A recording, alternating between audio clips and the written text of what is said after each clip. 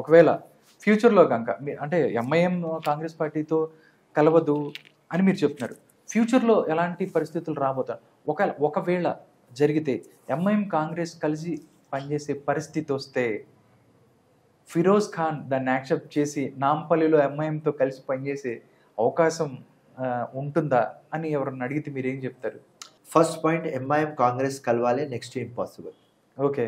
రాహుల్ గాంధీ ఒప్పుకోడు, సోనియా మేడం ఒప్పుకోరు, ప్రియాంక మేడం ఒప్పుకోరు. Okay, that's all. వాళ్ళకు ద్రోహం చేసినారు, వాళ్ళ గురించి ఇండియాలో మాట్లాడినారు. ఆర్ ఫ్యామిలీ మొత్తం బలిదానం ఇచ్చిన తర్వాత ఈ లంగా ఫెల్లో వాళ్ళ మీద పెద్ద పెద్దగా మాట్లాడినారు, లంగా మాటలు మాట్లాడినారు. అండ్ బీజేపీతో బి టీం అయినాడు. నెక్స్ట్ ఇంపాసిబుల్, అది నెక్స్ట్ ఇంపాసిబుల్. ఓకే. ఒక పాము ముంగుస్ దోస్తి కాదు కదా, అవును. ఎంఐఎం కాంగ్రెస్ ది దోస్తి కాదు. ఆ డ్రామా చేయడానికి ఏదో చాణక్య మాస్టర్ స్ట్రోక్ రేవంత్ రెడ్డి చేస్తారు, అది జబర్దస్త్, కానీ దోస్తి కాదు. ఓకే. మా ముఖ్యమంత్రికి కూడా తెలుసు, మొత్తం ఢిల్లీ సీనియర్ లీడర్స్లకు తెలుసు, మా అందరికి తెలుసు. ఎవరికి అవగాహన లేదు, వాళ్ళకు తెలియదు. అరే దోస్తి అవుతుంది, ఇది వస్తుంది, ఇది కాదు. మాతో ఎట్లయితుంది? మాతో కలిసి నడిచినారు. దారుసలాం మేము ఇచ్చినాం, మెడికల్ కాలేజ్ మేము ఇచ్చినాం, అన్ని వాళ్ళకు రోడ్ మీద ఉంటే వాళ్ళ జిందగీ ఒక రాయల్ గా ప్యాలెస్ లాగా చేసినాం. కాంగ్రెస్ పార్టీ విడాకులు అయింది, ఆ విడాకులు అయింది, దాంతో మళ్ళీ పెళ్లి చేసుకుంటారా వచ్చా? అయితే విడాకులు అయిపోయింది, ఇంకా పెళ్లి చేసుకునే అవకాశం లేదండి. ఎట్లా అవుతుంది? మళ్ళీ ప్రేమిస్తారు, ప్రేమిస్తే మళ్ళీ పెళ్లి అవుతుంది. ప్రేమ అవుతుంది, పెళ్లి కాదు. ప్రేమ అవుతా. ఓకే సార్, ఓల్డ్ సిటీ ఉంది, పాత బస్తీ, ఫిరోజ్ భాయ్. నిజంగా పాత బస్తీ ఓల్డ్ సిటీ మనం ఒకసారి వెళ్తే చాలామంది అమాయక ప్రజలు రోడ్డు పక్కన అవ్వమ్ముకుంటూ అట్లట్లా ఉంటారు. కొన్ని లోపలికి వెళ్ళి చూస్తే ఇంకా మురుకు కాలువలకు అవ్వచ్చు, రోడ్లు అవ్వచ్చు, వాళ్ళ జీవన విధానం ఇంకా మారని పరిస్థితి. దీనికి ఎంఐఎం కారణం, ఎంఐఎం మాత్రమే కారణం అని ఫిరోజ్ భాయ్.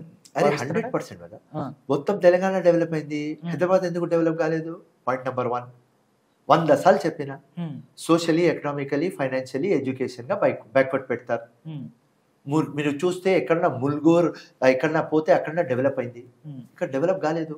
ఎందుకంటే వీళ్ళు డెవలప్మెంట్ అగ్రిమెంట్ లేదు.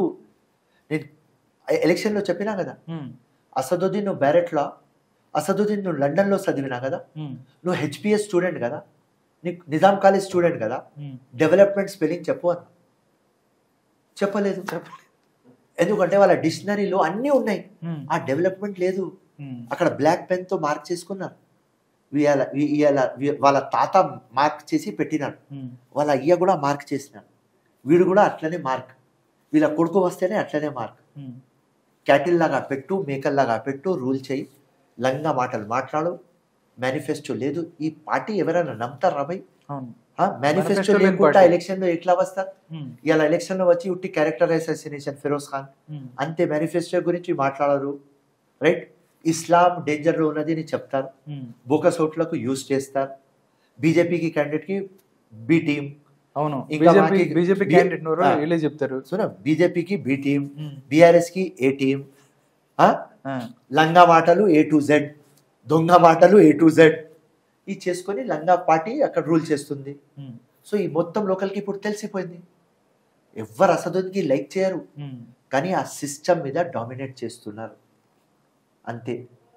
ఇప్పుడు రేవంత్ రెడ్డిగా గట్టిగా ఒకవేళ పని చేస్తే, వీళ్ళ బోకసోట్లు తీయని రేవంత్ రెడ్డి డిసైడ్ చేస్తే, దాని తర్వాత వీళ్ళ మీద విజిలెన్స్ ఎంక్వైరీ పెట్టి ఎంపీ ల్యాడ్ ఫండ్స్ లో ఎక్కడ అఫ్కా తోకలు చేసినారు, ఎమ్మెల్యే ఫండ్స్ లో ఎక్కడ అఫ్కా తోకలు చేసినారు, వీళ్ళకు సపోర్ట్ చేసి 20 మంది ఎవరు ల్యాండ్ గ్రాబింగ్లు చేసినారు, అన్ఆథరైజ్ కన్స్ట్రక్షన్ చేసినారు, ఎవరు డైలీ ఫైనాన్స్ మిత్తిలో డబ్బులు ఇస్తారు, వాళ్ళకు టైట్ చేస్తే ఎంఐఎం టోటల్ బ్రేక్ అవుతుంది. హైదరాబాద్లో ఒక పార్టీ ఆఫీస్ గట్టిగా ఎవరెవరు కంటెస్ట్ చేస్తున్నారు వాళ్ళు గట్టిగా డిసైడ్ అయితే మేం పార్టీ ఆఫీస్ అక్కడ పెడతాం అంటే చిన్న దారుసలం అక్కడ తయారవుతుంది, ప్రజలు మీ దగ్గర వస్తారు.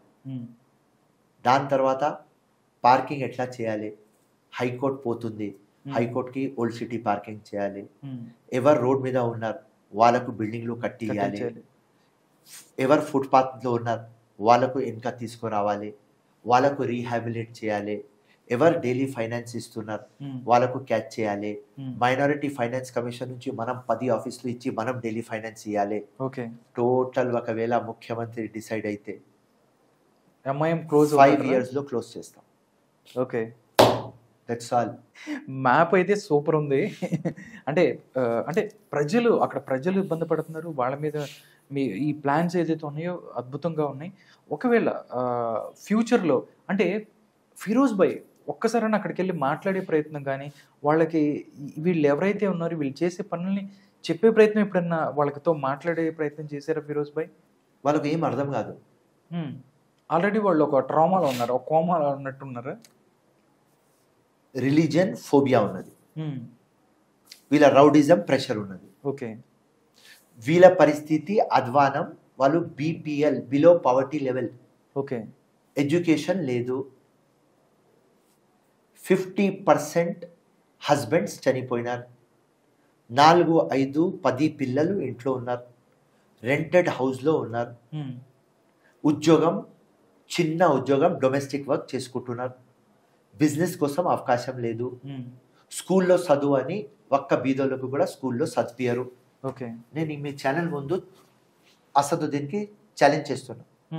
నీ దగ్గర ఎడ్యుకేషన్ ఇన్స్టిట్యూషన్స్ ఉన్నారు, medical college, engineering college, MCA college, law college, Owaisi colleges. ఎవరు బీద పిల్లలకి నువ్వు ఎడ్యుకేషన్ ఇచ్చినావా? ఒక్కడికి తీసుకువచ్చి ఎప్పుడైనా చార్మినార్ దగ్గర నిలిపించి, రైట్, వీడు బండి మీద చాయ్ అమ్ముతుంటే నేను వీడికి డాక్టర్ చేసిన, వీడు పాండపలో ఉంటే వీడికి ఇంజనీర్ చేసిన అని ఒక్క ఎగ్జాంపుల్ ఇరన్నా. ఓకే. రైట్, ఇయ్యడు. సో వీళ్ళకు తెలుసు బీజేపీ ఎట్లా డివైడ్ అండ్ రూల్ చేస్తుంది. ఓల్డ్ సిటీకి అవేర్నెస్ తీసుకువస్తే మాకు ఓట్లు వేయరు. వాళ్ళని ఎడ్యుకేట్ చేస్తే మమ్మల్ని పట్టించుకోరు. ఎడ్యుకేట్ చేస్తే లైట్ వస్తుంది, ఎన్లైట్మెంట్ వస్తుంది. అవును. మాకు వేయరు. దానికోసం వాళ్ళకు క్యాటిల్ లాగా డార్క్నెస్లో పెట్టు, మేమే ఆ స్టైల్లో నడుస్తుంది. నాకు కోపం దానికోసమే. 20 లక్షల మంది జీవితంతో ఆడుకున్నారు. ఇండియా సూపర్ పవర్ కావాలి, మా తెలంగాణ బంగారు కావాలి, మా ప్రతి ఒక్క హ్యూమన్ బీయింగ్ ఎవరు ఉంటారు వాళ్ళు డెవలప్ కావాలి. దానికోసం మన రాజకీయంలో వచ్చినాం. సొసైటీ డెవలప్ కావాలి, ప్రజలు డెవలప్ కావాలి, మన గల్లీ డెవలప్ కావాలి, మనకు మంచి స్కూళ్ళు రావాలి, మనకు మంచి హాస్పిటల్ రావాలి. ఇలా నిలోఫర్ హాస్పిటల్ పోయినా ఎంత సంతోషమైంది నాకు. ఎంత బాగా పని చేస్తున్నారు అక్కడ. సూపరింటెండెంట్ దగ్గర నుంచి, ఆర్ఎంఓ దగ్గర నుంచి, ప్రతి ఒక్క డాక్టర్, ప్రతి ఒక్క స్టాఫ్, ప్రతి ఒక్క మహిళ ఎవరి పిల్లలకి తీసుకువచ్చినారు. ఒక 100 మహిళలకి అడిగిన ఎట్లా ఉన్నది ఇది హాస్పిటల్ అంటే, మా నర్సులు, మా డాక్టర్లు, మా సూపరింటెండెంట్, ఇంకా మా ఆర్ఎంఓ, మొత్తం స్టాఫ్ దేవుళ్ళు అని చెప్తున్నారు. అబ్బబ్బబ్బబ్బా చెప్తున్నా కదా. ఎంత అంటే నా కళ్ళలో నీళ్ళు వచ్చేసింది, ఏడవాలి అనిపించింది. అరే ఏం సంపాదించుకున్నా, మీకు తీసుకుపోతా నెక్స్ట్ టైం, చూడండి ఏం పని చేస్తున్నా. సో ఇది కావాలి మనం. ఓకే. మంచి హాస్పిటళ్ళు, మంచి స్కూళ్ళు, మంచి ఫ్యూచర్, పీస్ ఉండాలి. ఏ రౌడీ ఉండవద్దు, పీకాలి ఆ రౌడీ. డ్రగ్స్ మన పిల్లలకి మన ఫ్యూచర్, మన కంట్రీ ఫ్యూచర్, మన స్టేట్ ఫ్యూచర్, మన సిటీ ఫ్యూచర్. వాళ్ళ అయ్యా నాన్న ఎంత కష్టపడి వాళ్ళకు చదివిస్తున్నారు, కష్టపడి డబ్బులు తీసుకువస్తున్నారు. వీరు లంగా ఫెలోస్ ఎక్కడో గల్లీ పెట్టుకొని గాంజా ఇస్తున్నారు, అఫీమ్ ఇస్తున్నారు, వైట్నర్ ఇస్తున్నారు. పిల్లల జీవితంతో, ఆడపిల్లల జీవితంతో ఆడుతున్నారు. ఎవరు ఉండవద్దు అమ్మ. సో ఇట్లాంటివి కావాలి. ఓకే. సో ఇది ఓల్డ్ సిటీలో కనిపించదు. మన్మాని అవుతుంది, ఎవరు రౌడిజం చేస్తున్నారు, మర్డర్లు అవుతున్నాయి, గాంజా అవుతుంది.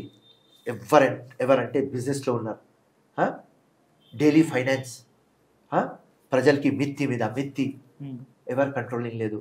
Corporators MIM, MLA MIM, MP MIM, mayor MIM, అందరు దొంగ నా కొడుకులు ఎంఐఎం.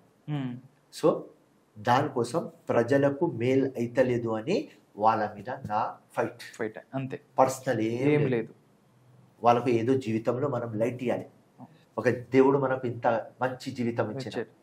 ఈ జీవితంకి మంచిగా యూజ్ చేద్దామని, రాజకీయం కాదు, మ్మ్. ప్రజలకి మేలు కావాలి, ఓకే. ఆ ఆలోచనతోనే నా ఫైట్.